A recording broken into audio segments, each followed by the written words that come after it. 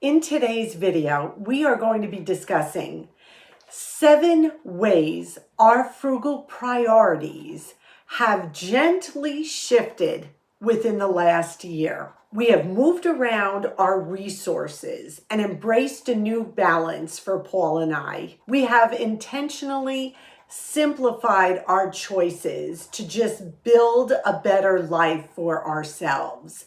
And we are going to be sharing those 7 financial, emotional shifts that we have implemented over the last year. Welcome, sweet friends, to the channel Frugal Money Saver. My name is Emmy, my husband's Paul. We are so happy you have joined us today. The last year has brought a lot of changes in our lives, Paul and I. There's just so many different choices we have made as of late that have influenced the way we spend our money and our time and our resources. And we thought this would be a great encouraging video for you, just to share how we have gone about this, the changes we've made, and how we have literally taken resources from one area and redirected them into other areas so that it still balances out, but our priorities have shifted a bit. So let's get right into this video, starting with number 1. Our main goal this past year or so has been to increase our food budget. And with that being said, prices are high on food. We know that. But we wanted a more healthy and whole foods diet. Now, you know, we have always been pretty whole foods, pretty healthy. We shy away from pre-made processed food, but we really wanted to focus on our protein sources and make sure we were getting the best possible protein sources for ourselves that we could. As you get older, you just realize how much more you need to take care of yourself to feel your best. So what we did was we continued to shop at our loss leaders. Then last November on Black Friday, Walmart came out with a super deal for their Walmart Plus delivery. Now, we never had a delivery service for Walmart in our area, but the one up the line from us, about 30 minutes away, included us now in their delivery area. So it costs $49 a year. And I said to Paul, let's give it a try. I had looked at prices and things like their grass-fed beef, regular price, not on sale, was better than our local food stores in our area. And their grass-fed milk, things like that, were definitely lower. And you also, with that $49 price for the year of Walmart Plus delivery, they gave you a free streaming channel, either Paramount Plus or Peacock, which was a nice little added bonus. So all in all, we knew we were not wasting money. So what we want to show you first is a very quick food haul of things we bought from Walmart, Whole Foods that were better priced than our local ShopRite, and then also our ShopRite haul. We are spending a bit more on food, but it is a positive spend. It's something that is enhancing our lives, making us feel better, and definitely giving us better health. So let's turn the camera around and just look quickly at this food haul. This is a small stock up haul. So let's start in the corner over here. ShopRite had the organic cage-free brown eggs, 2 dozen for $7.99. So basically about $4 a dozen for the organic cage-free. So that is a very good price if you are into eating organic eggs.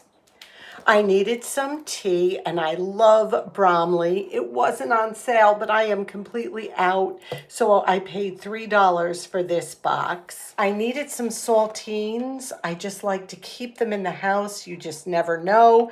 The unsalted tops. I got these at ShopRite. I have been loving rice cakes lately. They are low in calorie, and they're yummy. They're a sweet treat that's actually not terrible for you. These were approximately $2 for the bag. Then we got some beautiful blueberries. With everything going on with fruits and veggies, please make sure you are washing your fruits and veggies good right now, please. So these were $2 a pint, so I got 2 pints. We needed some sour cream. This was $1.99 for the Breakstone. This was an amazing stock up. This is the Pome, the chopped tomatoes from Italy. They were 4 for $5. They're usually over $3 a piece. So that was amazing, $1.25. We just picked up some Colgate Total. They were on super special as well, $1 a box with the digital coupon. We have some original organic hummus cedars. This was on sale for $2.99, and this is the bigger package of 10 ounces. That's a great price for organic hummus. Carrots, I believe, were $1.99. Potatoes in the bag looked absolutely terrible. They were just green and yuck. So we did pay a little bit more. I think these were like $1 a pound for the loose. So we just got 4 to hold us over. I'm sure they're going to get better or go on sale in a different store, but that will be fine. I got myself 3 bananas. We have some romaine hearts. We got the organic chicken breasts. We have gone and switched to this organic, and what a difference. Taste-wise, the way I feel, they were on sale for $4.99 a pound. We got 3 packages. What we do is we share 1 cutlet. So we've got 6 cutlets, so that's 6 meals. Just a great source of protein, on sale, $4.99 a pound. Then we also got a bag of the raw wild caught U.S. Gulf shrimp. It is not farm raised, caught it right here in the Gulf of the great USA. If you buy shrimp or look at a bag of shrimp in a store, check out the ingredients. Look here. The only ingredient is shrimp. Usually they have all kinds of sulfites and weird extra salt. This 1 pound bag, which is 20 to 25 shrimp, was on sale for $9.99. And then in the back, we have our Scott tissue, the 20 rolls, $13.99. So that was another great price. So that's our ShopRite haul. Now coming over here, here are the items we got from the Walmart delivery. Avocados were 70 cents a piece, where ShopRite wanted $1.25. The grass-fed milk from Walmart was $6.50. This is the biggest savings. The grass-fed ground beef. 3 pounds for $19. ShopRite wanted $8.99 a pound, and so did Stop and Shop. That is everything. It is a little more expensive than we usually spend, but again, these items are going to last us for several weeks, so it's really healthy, good food, and yeah, you got to pay a little more, but for us, it's worth it. Number 2, the second change we made was to step back from volunteering at the theater we had been volunteering at for the last several years. And this took a lot of thought on our part. It was wonderful. We got to give back to the community. We got to see some great shows, but our time was not our own. And what was happening was we were overbooking ourselves. We had home obligations. We had Paul's family obligations. We had theater. We just had too much on our plates. We were also driving 30 miles round trip to get to the theater. So that was costing us quite a bit in gas. We would grab quick meals sometime because the day just would get away from us, and we'd always have to be at the theater early. And it was such a great group to work with. And we loved it. We loved seeing the shows, but it just wasn't conducive for our lives at this point. So we gently had to pull back from that. Let me tell you, we have saved money as far as gasoline back and forth, 30 miles twice a weekend sometimes, and that was a lot. And also quick food. We would grab something quick, maybe dart out the door, and then, oh, wait, we're still a little hungry and have to grab something out just quick. And everything I taught you not to do, right? We are much more relaxed now. We do miss the people, of course, there. We miss seeing the shows, but it was a good, frugal, and intentional decision for us at this point. Number 3, another change that has come about in the last year was making some good quality investments into our home. One being, we finally got a new stove. Now, how is that a good investment? Let me explain. Our stove was bought in 2009, our previous stove. Paul had repaired it so many times. He replaced the gas valve several times. He replaced the igniter switch several times. One burner did not work completely. We had no broiler at all. We were kind of limping along on the stove we had, but we always had the mentality, make do with what you have. But at some point you have to say, no, that is not a good quality decision when it comes to something like this. So we did our research, and let me tell you, we researched, finally ended up with a great oven, a GE, on Memorial Day weekend, and we saved money because they were having all these Memorial Day sales. You know what? At some point you need to say, enough is enough. This is not working the way it should. We cook at home almost every night. This is an essential purchase, and we were very happy to make it. Another item was our faucet on our sink. Our faucet on our sink was not the best quality when we had to replace it several years ago. We made do with what it was.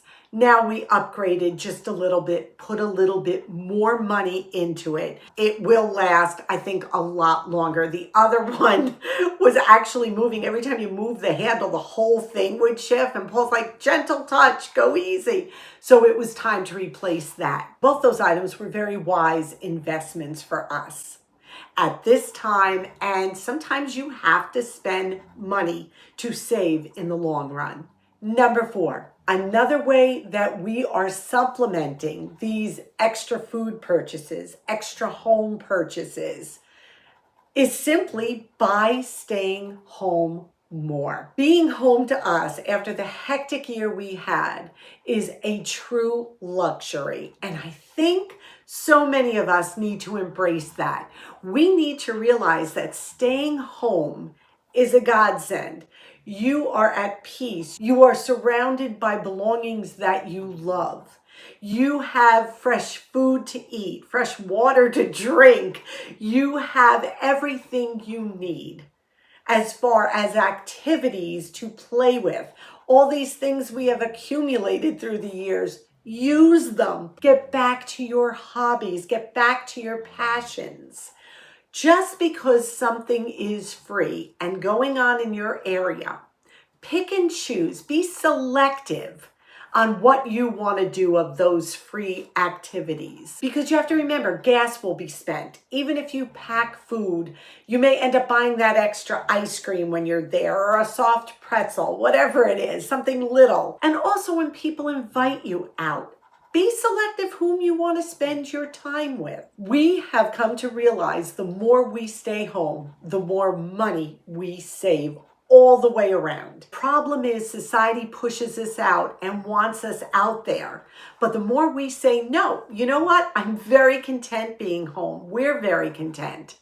And listen, if you're living alone, I am not saying you cut off going out with friends. That's not what we're saying. We're talking about subtle changes Paul and I have made because of our circumstances.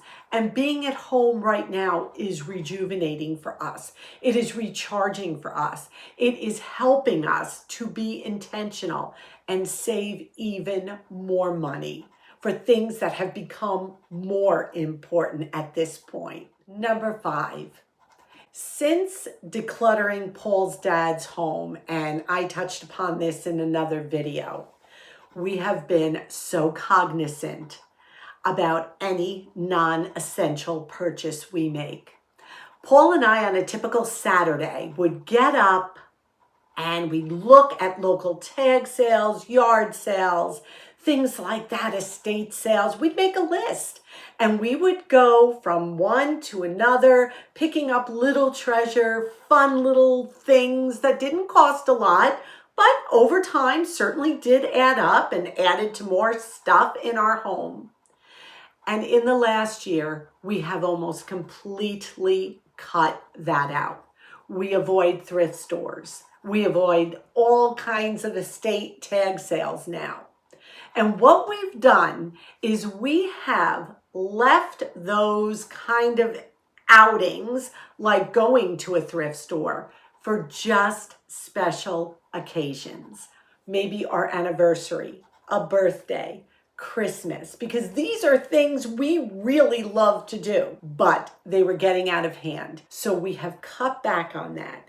And I can't tell you how freeing it is to have no desire to go into our local thrift store anymore. If we're dropping stuff off on our decluttering journey, which we're doing too, I'll wait in the car and Paul will run stuff in now, where before we would get out and walk around.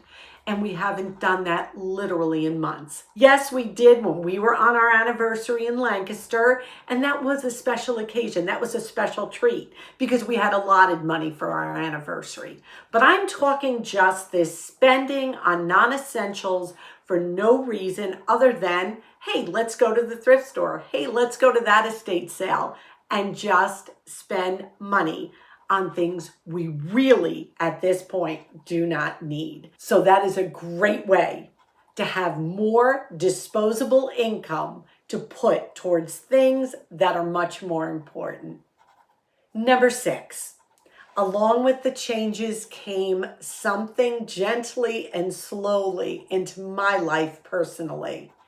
And that was less TV time. I have discussed this with you for years, and I never could get a hold of it. I am capable of binging like 4 shows in a row of a series if I love it. No problem. None. I just shut everything out and just like glue myself to the TV and get lost.